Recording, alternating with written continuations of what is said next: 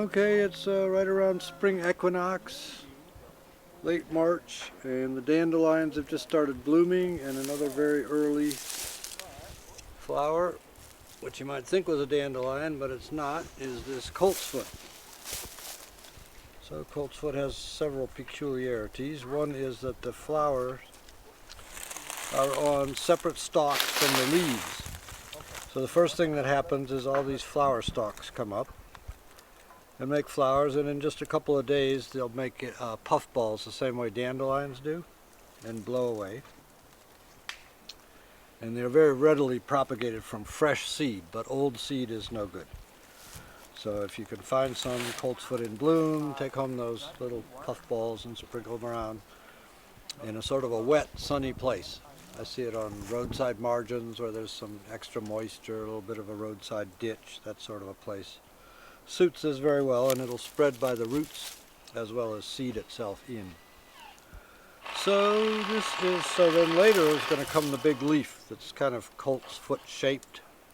It's a big leaf, quite thick, and on the underside always kind of cobwebby, very substantial leaf. So most Western herbalists harvest the leaf because they can get a lot of it.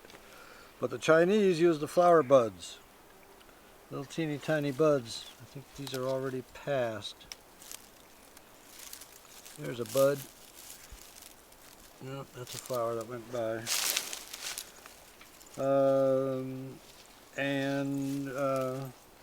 One wonders why, when you can get so much leaf in such a hurry, you would go to the trouble of getting the buds. Obviously they think that's the more medicinal part. But it could also have to do with these pyrrolidazine alkaloids, the same thing that's in comfrey that has people nervous about using. Comfrey is in this plant, and a number of other plants. This is in the aster family. There are a number of plants in the aster family that have the alkaloids. So possibly, I'm not aware of any testing ever having been done, but maybe the flowers are lower in the alkaloids. I think somebody should check it out. There must be a reason why they're just picking these little tiny flower buds when they could be gathering these big giant leaves.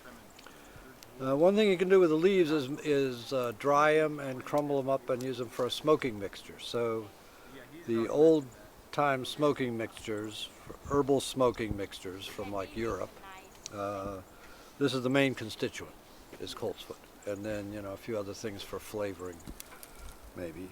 But it's thought to actually benefit the lungs, is smoking this herb, which is a little hard to believe that any kind of smoke would benefit your lungs, but that's what they say.